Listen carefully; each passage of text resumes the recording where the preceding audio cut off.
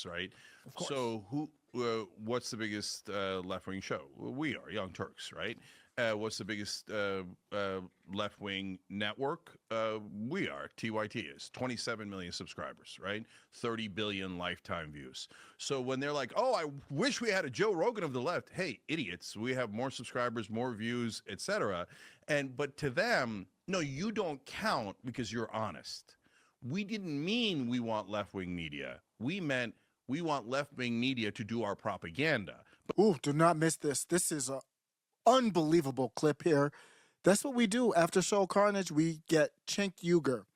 Cenk Uygur on with Tim Pool on Timcast IRL, and they go at it, boy. And this is a great, it's not ad hominem. This is like real talk.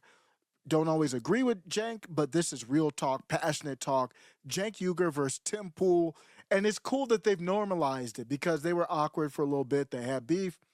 Tim Pool does the Tim Pool culture war. Cenk Uygur was on it. So now this is the second time within a year that they've been talking.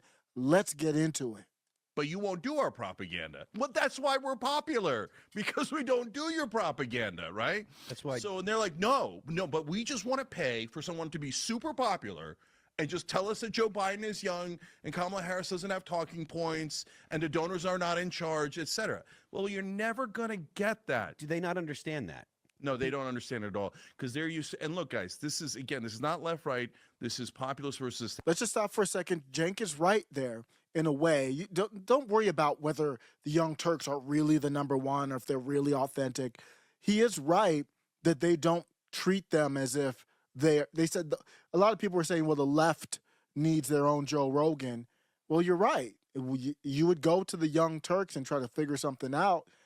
Jimmy Dore, there's others. I know Jimmy Dore and them have beef, but there are people, Kim Iverson's in there in that space, Nico House, Filarella Isabel, and Craig Pasta, the Convo Couch, and there's a ton of people over there. Heartlands Media, a lot of people over there. Establishment. So establishment Republicans and establishment Democrats, their whole lives have been relying on establishment media to cover for them. Oh, hey, what are we doing? We're robbing the middle class to pay the rich. Okay, great. Hey, Mitch McConnell and Joe Biden did a beautiful bipartisan deal. Oh, that's so great. They're both so moderate. They're so moderate the way they robbed all of you guys and gave it to their rich donors.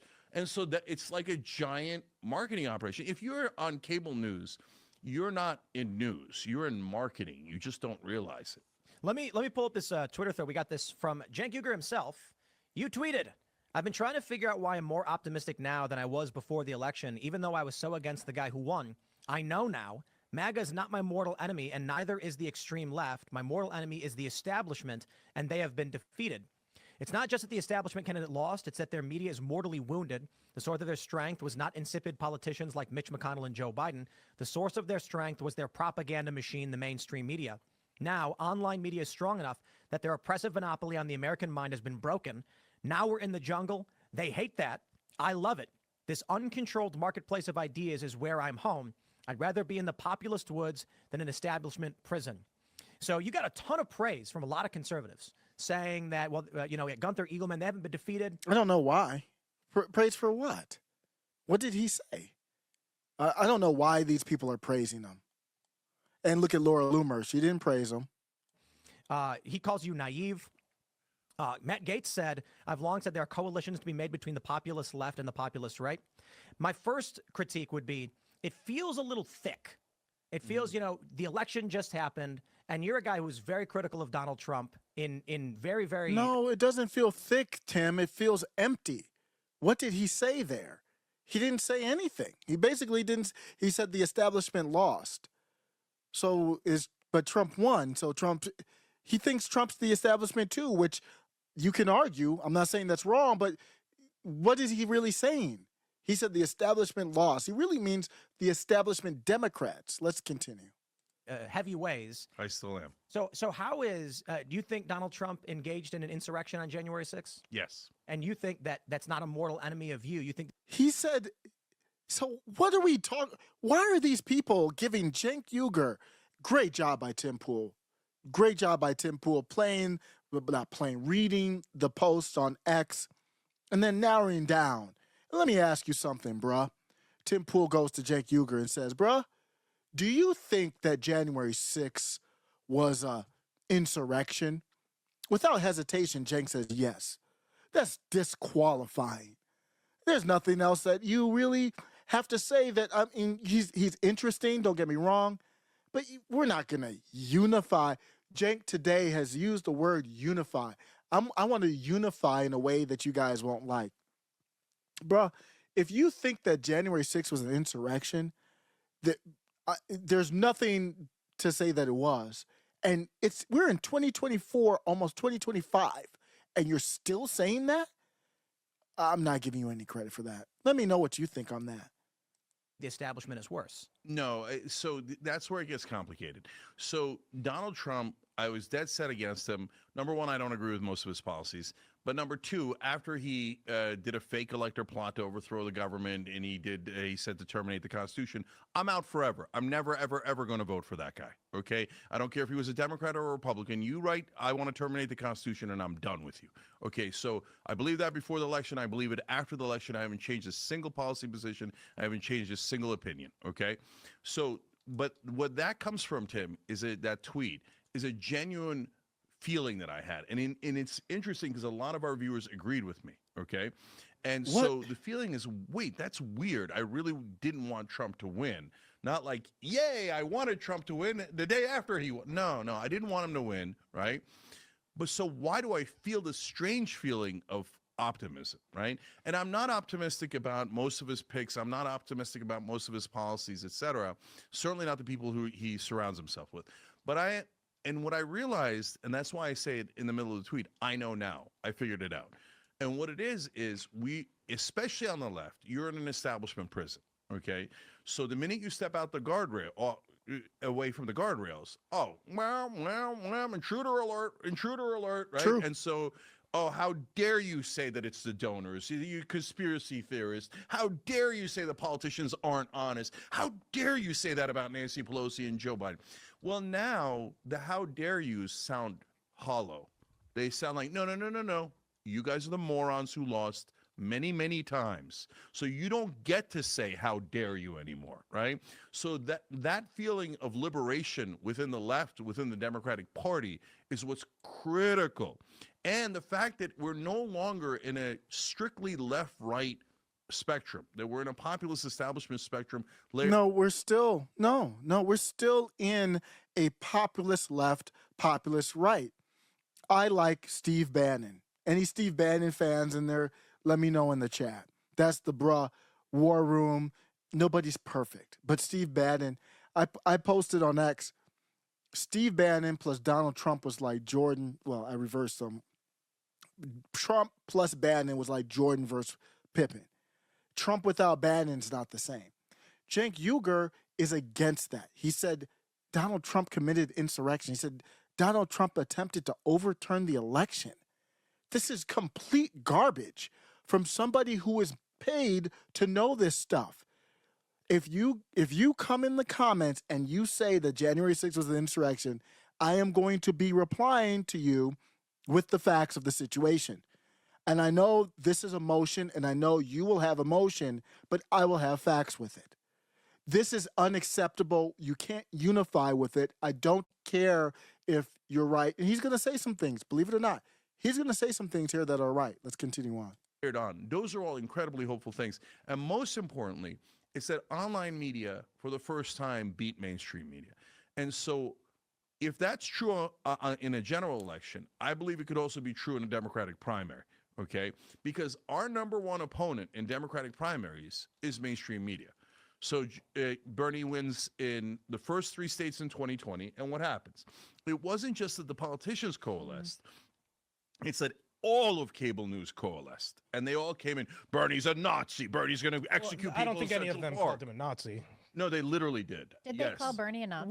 Which mainstream media? So first of You're all, dumb enough to do that. No, I don't. Yeah. Wait. They call Chuck everyone they Todd don't like a Nazi. said his supporters were brown shirts, which are Nazis. Okay, but nobody's saying Bernie Sanders on these networks. Yeah, no. I don't have the quote in front of me here. I don't have a computer, whatever. But someone insinuated that he was on that side, right?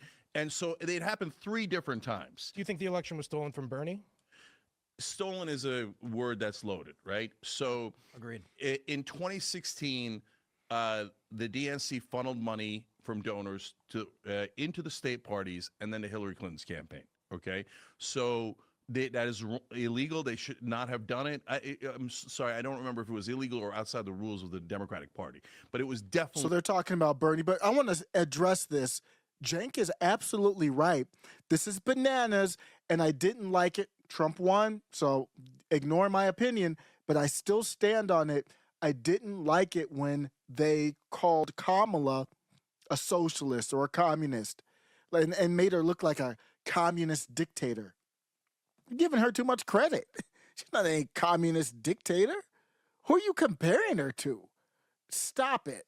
Here's what they said about Bernie. 2015, Texas State Representative Jason Villalba, a Republican, posted a tweet that implied a connection between Bernie Sanders and Nazism and socialism. It said Bernie Sanders admits he's a democratic socialist, and Nazis were democratic socialists. Chuck Todd quoted a right-wing columnist, right-wing, whatever that means, Jonathan Lass from the Bulwark, who compared Sanders supporters to digital brown shirt brigade. That's what Cenk was talking about. So he's right. They did, and I understand because he's an independent and he calls himself a democratic socialist, but that's not comparing to Yahtzees. It doesn't make sense there. Let's continue. Outside the rules. I think a lot of people cite in 2020 that because a lot of the different mainstream candidates decided to drop out at the same time is likely for a cabinet. No, that's not Joe rigged. Biden. You don't think that was okay? No, that's just politics. Yeah. And to follow up, it kind of sounds like through this tweet, you're kind of talking about, I think you're talking outside of both sides of your mouth when you're saying MAGA is not my mortal enemy. My mortal enemy is the establishment. Can you be a little bit more explicit with what you're talking about policy-wise? Please. Because I feel like a lot of the things you are going to say is MAGA. So please go ahead. Yeah. So Oh, I it don't was want Chris you to give- Matthews and Jonathan Lass. They both referred to Bernie Sanders as Nazis? his supporters as brown Matthews? shirts. But they didn't Bernie- call him a Yeah, Chris All Matthews. right. No, these are very different apologized, things. But fair and he point. stepped down. They called his supporters brown shirts. Yeah. I wouldn't be surprised if they've acted like it when Antifa came out and rioted very often. I calling him gotta do one thing real quick because you said that Trump called for the termination of the Constitution. I'm gonna read the quote. Trump posted, do you throw the presidential election results of 2020 out and declare the rightful winner, or do you have a new election? A massive fraud of this type and magnitude allows for the termination of all rules, regulations, and articles, even those found in the Constitution. Our great founders did not want and would not condone false and fraudulent elections. I would draw the distinction in, obviously, I see you're more as a progressive. You're gonna view it from a left lens, which is Trump is saying this allows us to terminate the rules. My interpretation is he's saying, in general, a fraud of this magnitude would allow generally for anybody. But Tim, he's talking about that election. Indeed. And number two, no, there is no provision in the Constitution that says if some rando or a candidate or president decides that he didn't like the outcome of an election, you could terminate the whole thing. All rules, regulations, and articles. But all terminate. And the way the right views it is that he's saying the fraud they have committed is allowing them to terminate all the rules in the Constitution. No, Tim, you're making crazy excuses. That's not what that I'm telling you, says that's at what, all, not 1%. No, I'm not. So he's saying it allows for the termination of all rules, regulations, and articles in the Constitution. So what part of that is the left saying it? He's saying it. No. My point is the left's perspective is Trump is saying this would empower him to terminate the rules. That's the argument they've made. He's at least saying that I want to terminate the rules. But that's the left perspective. The right perspective is he's saying the actions that have been taken allow in general for these people to basically violate the rules of the Constitution. And Tim's being disingenuous here to me. What's your opinion, Tim? So Tim says, well, the right position and your position, Cenk is right here. There is no, you can do whatever you have the power to do. There's a lot of things that are unconstitutional that Joe Biden does, but Cenk Uygur is right. Tim Pool is wrong. There is no constitutional where we'll just do another election. That's not a thing. What if you are unhappy with the election? I think that there's 2 cases. You can ask anybody if they know anything about the election. There are only really 2 cases that Donald Trump contested. It wasn't all these other Sidney Powell type stuff and all these other cases. It was the Georgia case, which lawyer Robert Barnes was involved with at first, which was a very solid case. That's why Georgia never heard the case, violating their own state laws. And the Supreme Court, Texas versus Pennsylvania, never heard. The Supreme Court didn't take the case. The 2020 process was never adjudicated, period. Those two cases both should, well, the Georgia one by law. The Supreme Court had a right to not hear Texas versus Pennsylvania. But here's what, if you don't like what happened, it's not, I have the power to take over the government and do another election. That's nonsense. And that's what Trump was saying. I don't know what the right position is. I don't care what, that's why I don't like what Tim's doing here. I don't care what the right thinks. This is what the right is arguing. What are we talking about right now, Tim? Who are the right? Cenk is going to say that. Who's arguing that? I don't even know if I've heard anybody argue that. Trump doesn't have that power. If you don't like it, then it's time to say, almost like a marriage, I'd like to get a divorce. And I know they don't teach that in civics. That is a part of our country. It's literally how the country started. Across the pond, we were like, well, you know what? We've got our thing going over here. You got your thing going over there. We don't want any beef. We don't want to take any of your land. We have the God-given right. That's what the Declaration of Independence is. In it, it literally says, bestowed on us by God, to declare our independence from you. We don't want any beef. We don't want to fight you. We just want to be independent. And that's what you would have to do. If you can't do that, then no, you can't. You can do whatever you have the power to, but you can't just take over the Constitution. Cenk's right. That's a cop-out from Trump and Trump supporters from going to that last card. That's the joker in the deck. That's the wild card move, which is very difficult. I don't want to have happen, but that's the move.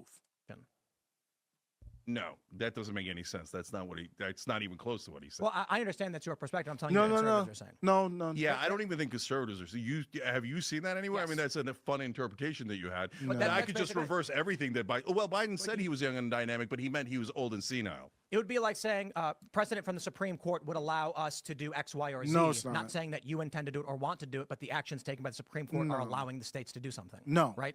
So when the left says the overturning of Roe v. Wade is going to allow for women to be put in, red dresses and caps, they're not advocating for the Handmaid's Tale. They're saying a court precedent would allow for something like this to happen. That's the perspective from conservatives, and that's why when you say, wait, I don't get it at all. No. How in the world is Trump saying a massive fraud like this means that you terminate all rules and regulations of the Constitution and articles of the Constitution? How is that interpreted as he thinks the left is saying it? So in the instance of the Supreme Court issuing a ruling on Roe v. Wade, if a Democrat said this allows for women to be forced to give birth, that's not a Democrat saying they want to force women to give birth, is it? They're saying... Yeah, but Trump isn't saying that. Trump is saying that because of the fraud against him, we should consider or terminate all rules, regulations, and articles of the Constitution. It's not at all unclear. I'm not telling you that that's not your interpretation. You're not entitled to it. I'm saying conservatives view it from another lens. Yeah, I think that's wishful thinking because they want to make excuses for it. By all means, you can think that. That's why almost every single Trump supporter will say he did not say to terminate the Constitution. That's bull. Just nonsense. That's just bull. I mean, that's just bull. And here's my thing: if you want to go with let's man up and we have the power to do that, go ahead and do that. But just be honest about what you believe. They're not backing it because they know it's not a. It's a very uncomfortable position to be in, and that would be insurrection. That statement there. We're gonna have to make this a two-parter. That's the end of this part, but stay tuned for when we upload the next one. And after Show Carnage, it really doesn't end. We've got hundreds of hours upon hours upon hours of the greatest debate and discussion moments in politics on the net. Click the next video right there. Let's go. The next clip is ready below. Welcome to After Show Carnage.